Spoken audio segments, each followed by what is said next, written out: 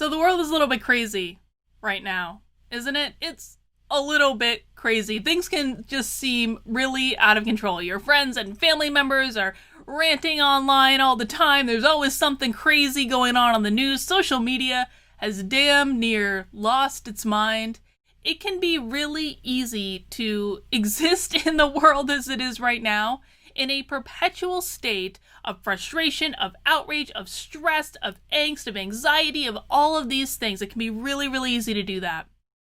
And so in this video, I just want to give you a little bit of a quick tip about one of the things that you can do to help reduce your stress with what is going on in the world. And maybe not even just reduce your stress, but depending on how you use this information, you also could increase your effectiveness and maybe even, dare I say, increase your happiness with whatever you're working on. And this is the idea of taking a non-judgmental approach to everything that happens to you as much as you can. Taking a non-judgmental approach. You see, I wrote a whole book about mindfulness at work and different mindfulness techniques that you can use in the office to reduce your stress, have a better experience, increase your likelihood of overall career success. And I come back to 3 principles over and over and over again in that book. Number 1 is be aware. Number 2 is be in the present moment. And number 3 is to take this non-judgmental approach. Well, what does that mean?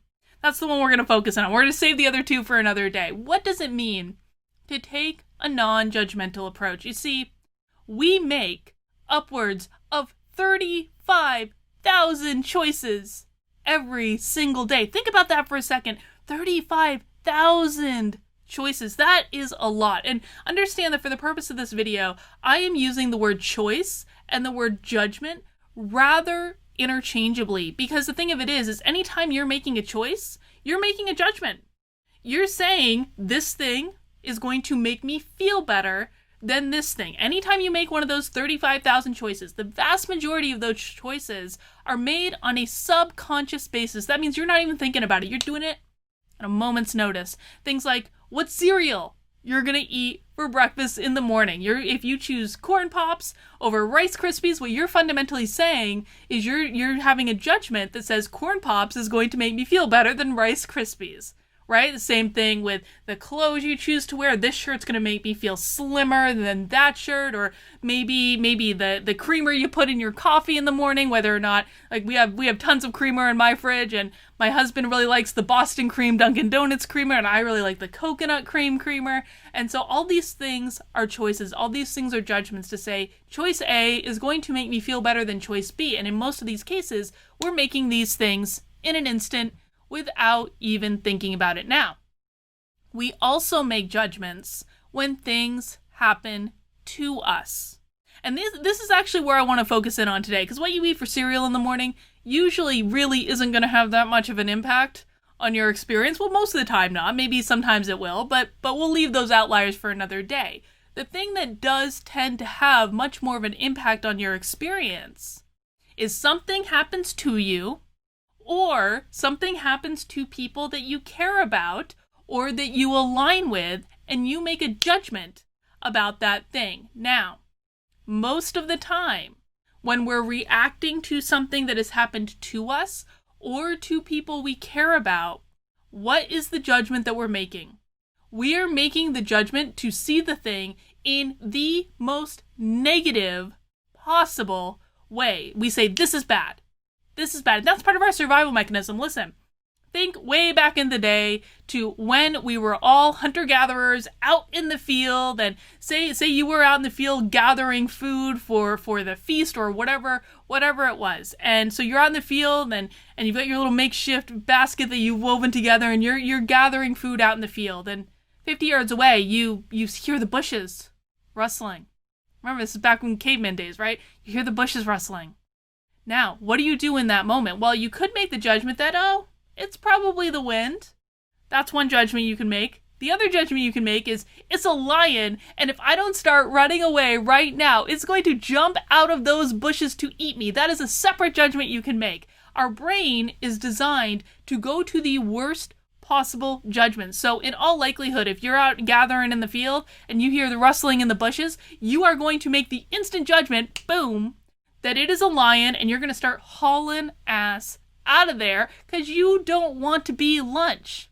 That's our survival mechanism in practice. We automatically assume the worst case scenario because that is going to serve our survival. Now, let's take a more present day example, because chances are that you haven't been out hunter-gathering in the field lately, probably anyway.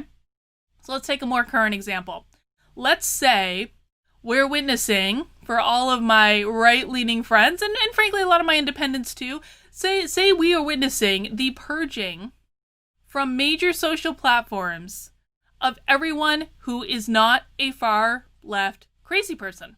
That's been happening. Lately, Twitter is banning people willy-nilly. Twitch banned the president of the United States today. Reddit has banned all sorts of people, eliminating those conversations from their platform. We are actively in an era right now where speech is being purged. And for all of those who are like me, and I know many of you are, and we deeply value free speech and we care about it, it's going to be really easy for us to watch these things and say, ooh, this is bad. This is bad. Well, what happens when we make that judgment? What happens when we instantly, without even thinking about it, view this scenario in the worst possible way? Well, what happens is we send our brain into fight or flight, okay? Our brain goes into fight or flight, our sympathetic nervous system lights up like a Christmas tree, and that's when we tend to do one of two things. We either run away from the problem, or we attack the problem aggressively.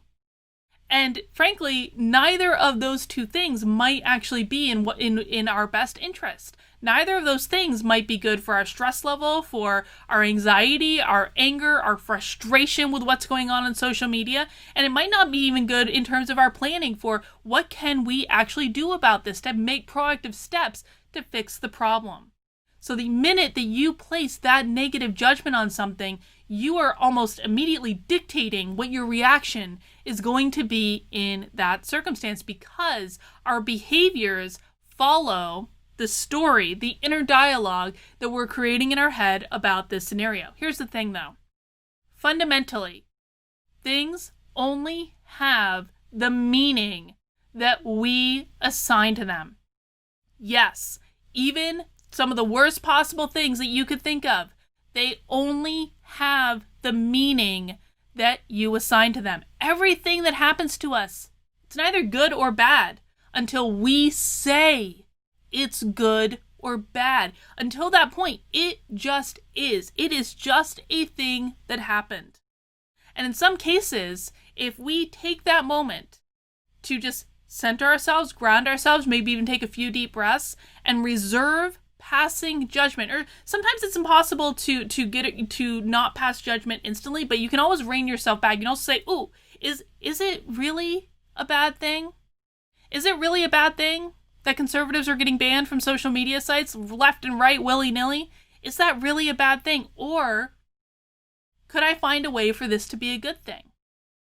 Listen, I fundamentally think that Twitter is an absolute cesspool. I hate Twitter. I really do. I even said this to my husband, I would actually not be upset if I got banned on Twitter. I really wouldn't. And let's think about that. Let's think about why I would not be upset if I woke up tomorrow and found out that Twitter had permanently banned me from their site. Well, first off, I no longer have access to something that I don't actually think is a healthy obsession. And I admit that I use Twitter an awful lot, but I don't actually think it's healthy to do so, and I'm aware of that. So instantly that choice would be taken away, which would probably be great for my mental health. Secondly, I would live in infamy as someone who got banned on Twitter for no good reason, while simultaneously being stalked on Twitter, and Twitter not doing anything about the person that's stalking me, but banning me instead. So I would live in infamy, and that'd be pretty good. Third, I would probably get like a fair bit of attention for that, which would drive up my Parler numbers. And yes, I am on Parler. It's right in the video. Go follow me on Parler, or Parlay, whatever the hell. I don't understand why they're calling it Parlay, to be honest, because it's clearly spelled parlor. I mean, that's totally confusing to me. It's like Target and Target. I don't understand it. But one of the benefits that could happen if I got banned on Twitter is I bet you my Parler numbers would shoot right up to the roof.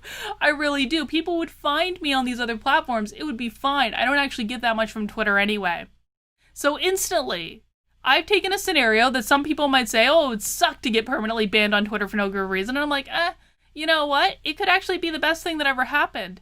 And you can take that, you can do the same thing with yourself. You can do the same thing with all the conservatives that are being banned on Twitter. Look what's happening on Parler. I'm going to call it Parler. I'm sorry if that's not the right way to say it, Parlay. But that's what I'm going to call it. Look at what's happening on Parler right now. I actually think Parler is great right now. It's so peaceful. Oh my God, it's so great. Like, so many people are joining, people are talking, they're having interesting conversations. We have way more characters to work with. So it could actually be a great thing that all these conservatives and independent and free thinkers and people that are in support of free speech, it could actually be a great thing that they're getting banned from these platforms, because then they can go and find each other in this new area. And you can build up a platform that aligns with the values that you have. Now you might say, well, Carlin, that's just going to create an echo chamber. Well, maybe, but what if we reserve judgment on that? What if we said this is not a bad thing, that it's going to create an echo chamber of free thinkers and conservatives and independents and people who like free speech and those sorts of things? What if we could say that's a good thing? What if we could say it's a good thing to create a community that thrives in free speech, free exchange of ideas, even when sometimes those ideas are downright offensive? Because the only way you can really have free speech is to protect the ideas that are the most offensive.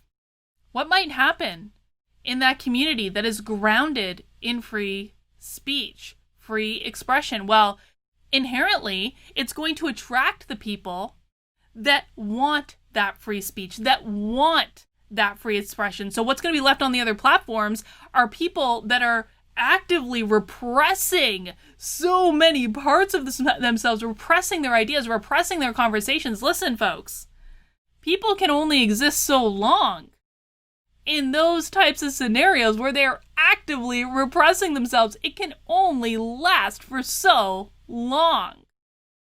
So eventually one of the two things is going to happen. They're going to either crack and eat themselves and cannibalize themselves, as the left is known to do, or they're going to say, you know what, this is not the type of environment I want. And then they're going to come right over to Parler and join the rest of us. And this is the outcome that can happen when you reserve judgment. The minute that you say that this is bad is the minute you start acting aggressively towards it. But if you can actually trick your brain into saying, maybe this could be a good thing, looking at all the possibilities in this scenario. First off, by fundamentally saying, by getting yourself to judge something as positive, even if you're not sure yet, but you say, you know what, I'm going to treat this as a good thing. I'm going to reserve that negative judgment that I made at a moment's notice, and instead, I'm going to force myself to look at how this could be a good, positive thing. You set yourself up to experience more possibilities, to experience a greater breadth of possibilities, and you got there because you reserved that negative judgment, and you told your brain what to think about this scenario. In this case, listen, our survival mechanism is one of our key decision makers. If you can get yourself to stop, to pause, or even to backtrack a little bit when you judge something as negative, and to say, okay, brain, stop, we're gonna breathe, we're just gonna look at this, here's what's happening. Conservatives are getting banned on social media. That's a fact. It's not good. It's not bad. How could this be a positive thing? When you give yourself that moment to pause and just look at it and then ask the question, how can this be the most advantageous thing that has ever happened to us? You instantly prime your brain to see the possibilities and to see all the good things that can happen. Listen, we take in our brain 11 million pieces of information every single second. Of those 11 million pieces of information, we are only consciously aware of 40 of them.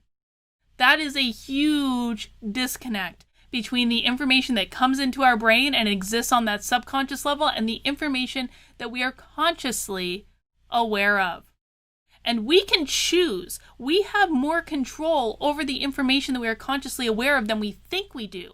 But in order to do that, you have to reserve that judgment, and you have to be very mindful of the inner dialogue you are having in your head about any of these situations. I think that the conservatives getting banned from all these platforms could actually be one of the best things that happens to us in this war for free speech in this country. I really do. That's legit. I think it's going to put in place very clear lines that people are going to have to say, I'm either on board with this or I am not. And the people that are on board with free speech, and those could come from any side of the political spectrum, anywhere on the political spectrum, left, right, center, whatever, it doesn't matter. The people that are in favor of free speech and free exchange of ideas and don't just want to exist in this repressive echo chamber that the crazy left has created, they're going to find us.